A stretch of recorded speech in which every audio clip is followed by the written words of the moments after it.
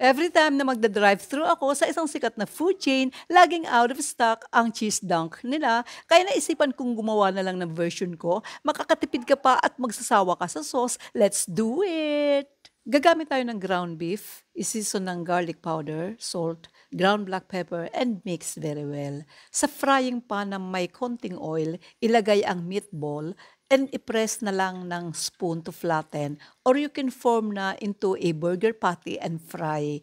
Ang minutes of frying is depende sa inyo kung gusto niyo ng well done or medium rare. Sa isang frying pan na may konting oil, magsaute ng onion, red and green bell pepper, cook until soften, i-add ang milk at ang cheese. Gumamit ako ng 3 kinds of cheese, pero pwede kayong gumamit ng kahit 2 klase lang, basta mayroong quick melt para mabilis mag-melt. Lutuin lang sa low heat and continuous lang ang pag-mix. Kapag melted na ang mga cheese at nakita niyo masyadong thick ang sauce, pwede kayong mag-add ng konting milk.